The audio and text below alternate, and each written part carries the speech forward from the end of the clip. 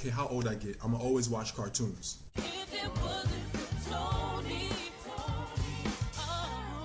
Guys, welcome back to my channel. Today I wanted to do something a little different than my usual, and I wanted to, since I'm on this nostalgic overdrive, I decided to do a video about my favorite 2000s cartoons. Like 2 months ago I did my 90s version, now I'm doing the 2000s version, and I decided that this would be like a fun video, so let's get it going. Y'all know I had to start this list off right?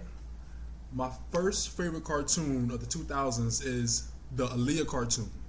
The Aaliyah anime cartoon where she was riding a motorcycle and she flipped up in the air and landed deep in the stadium like she was about to, perform for her tour. That was my most favorite cartoon of the 2000s because it was innovative, and I remember they played that commercial heavy. It was in promotion for her third album. That commercial always stood out to me, and it was very innovative.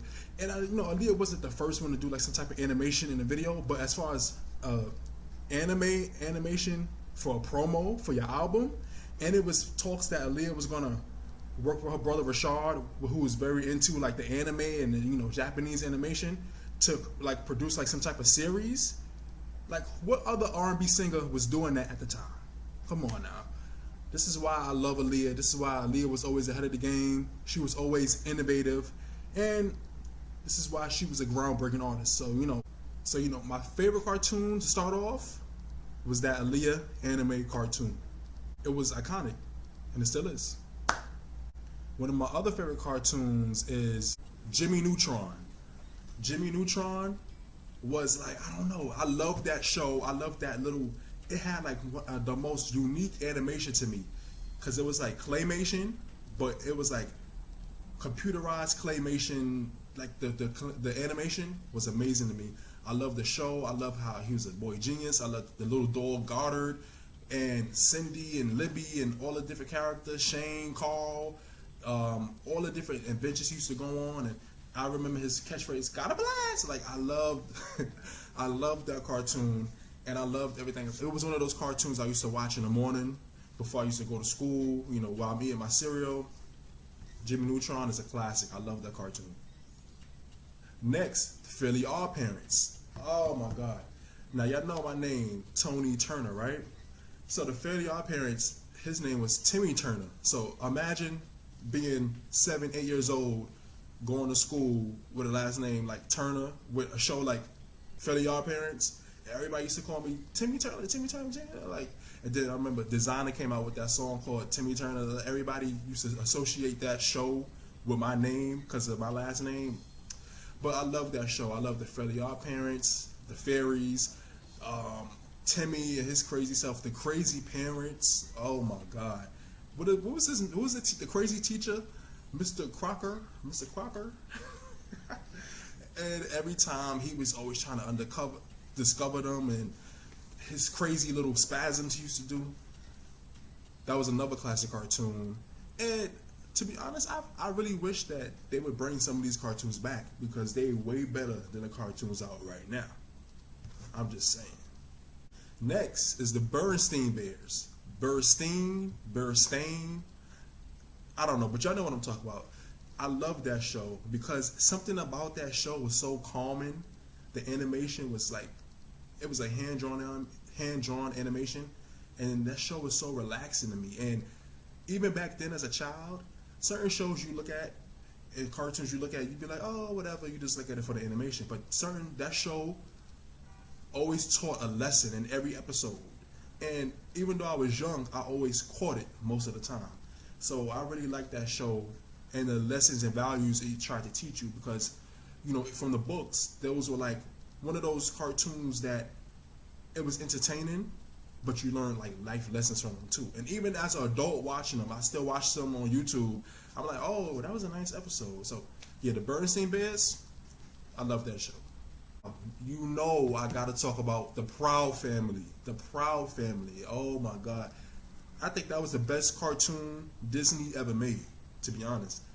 And I was like, it catered to like that urban audience. And, the Proud Family was a show for everybody. But I don't know, with me growing up, connecting to a show with an urban character, like with urban characters on it, was like, it was like everything to me, because it's like you could relate so much to that show. And Penny, Dejanay, her friends, and Oscar always trying to do something with the snacks, and the mother and the twins, and Sugar Mama with the dog, and the crazy neighbors, the one with the green hair that used to be roasting her in Spanish. Like, I love that show. And the thing about the Proud Family is, as entertaining and relatable it always taught lessons. Like, it had like episodes about racism and bullying, and if I'm not mistaken, there was one episode even about like homophobia. So I'm like, when you look back on shows like that, those are really important. And I'm excited that Kyla Pratt announced that next year they coming out with a reboot for the Proud Family. So, you know, I'm excited to see that, because the Proud Family was one of the best cartoons and shows, period, that Disney ever put out. Okay, speaking of family, you know I gotta talk about Family Guy. Like, Family Guy is one of those classic cartoons, but it's like adult cartoon, but it's something where like it's the borderline between adult, children, even though it's more adult. That cartoon, it's to be honest, and it's been like 20 years since it came out, and it's still running. I just watched the newest episode last Sunday, so I'm like, yeah, Family Guy is one of those classic cartoons that you have to like gotta have a sense of humor to understand, because some of the jokes will fly right over your head, and the writers of that show, they some really good writers, because some of the jokes, I be like, you see, some of the jokes you gotta really sit there and be like, wait, what? You be like, wait, did I catch that right? Or what was they trying to say? You be like, oh, okay. And my favorite thing with the Family Guy is when one of them say something and it goes to like a flashback, or it's like oh, that's just like blah blah blah blah blah blah blah blah blah blah blah, and then it goes to a scene of them reenacting whatever they just said. Like, I love that flashback aspect of Family Guy, and I feel like Family Guy's a classic. My favorite character is Stewie, because he's crazy, and it's like he's like the most reckless character, but because he's a little baby, nobody pay him no attention.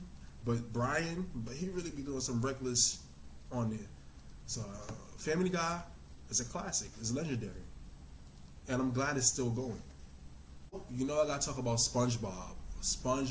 Oh, SpongeBob is, I could argue SpongeBob is like the most known cartoon for a reason. Like, now I can say the last few seasons the quality has decreased. Like, I don't like this new animation they got for him. He looks real wonky, and the characters they all look ugly now. Like, I don't know.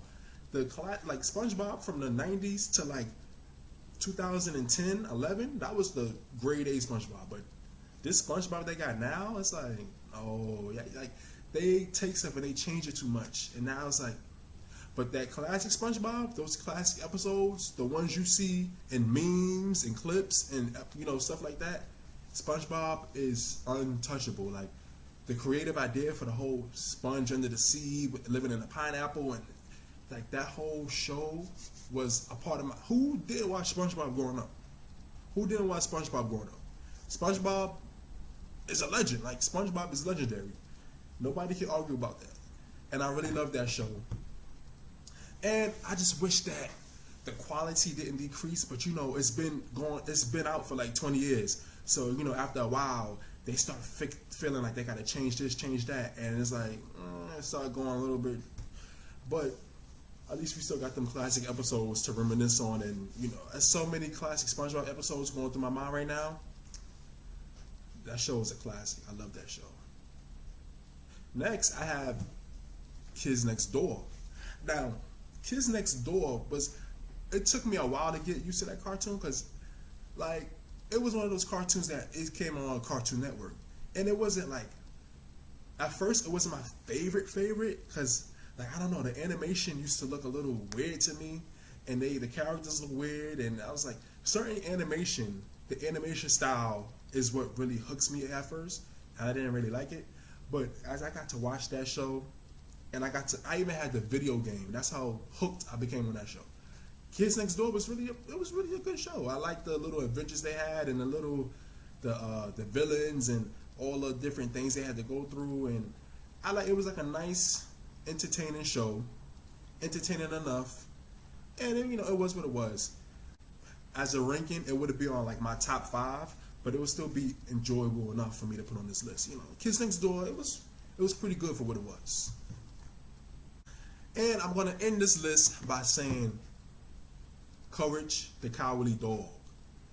That show was oh my god, like Courage the Cowardly Dog. Wow, I'm just sitting here, I just had like how memories just hit you all at once. Courage the Cowardly Dog was a routine for me. Every night, I think it was like 7 o'clock, I had to be watching Courage the Cowardly Dog, sitting in front of my TV like,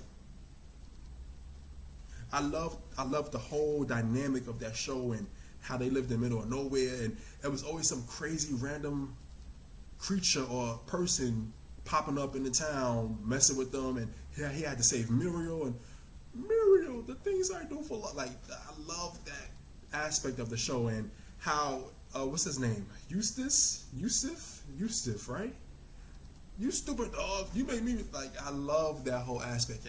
Like in the end, like I love how Courage would always save Muriel, and then he tried to save Yusuf too, but because Yusuf talks so much about him, he'll like kind of forget about him, leave him for dead, and him and Muriel be in the house like yada yada yada, and Yusuf is wrapped up somewhere in a cave or something. Like, I love that show. Courage the Cowardly Dog is another show I wouldn't mind if they brought back, rebooted. And some of these shows I really hope they reboot and don't change the animation style too much. I know it's about to be 2020, and it's like they feel like, in this today's age, with today's generation, they gotta look a certain way, but it's like, you don't have to fix what was never broken. If you want to bring back these shows, like how they bring back the Proud Family, we know it's gonna be a more up-to-date version, but don't kill it. Like, don't slaughter it. Like, don't kill off what made the show popular in the first place. So anyway, guys, that was just my, reminiscing on like what were my favorite cartoons growing up in the 2000s. What were some of y'all favorite cartoons growing up in the 2000s, or growing up in general? Because I know it's like people grew up in different generations, different ages. What were y'all favorite cartoons growing up? And would y'all be privy to seeing a reboot of them, or are y'all still adults that watch cartoons? Because to be honest, people think that's childish or kiddish, but sometimes the cartoons be more entertaining than regular shows with real people in it. So that's just my take on it. Anyways, guys, thanks for tuning in. Thanks for watching. Don't forget to hit the subscribe notification button on this side so you can always see when I post. Like I said before, this was just a little fun impromptu video I wanted to do. And thank you guys for watching. I'll see y'all in the next video.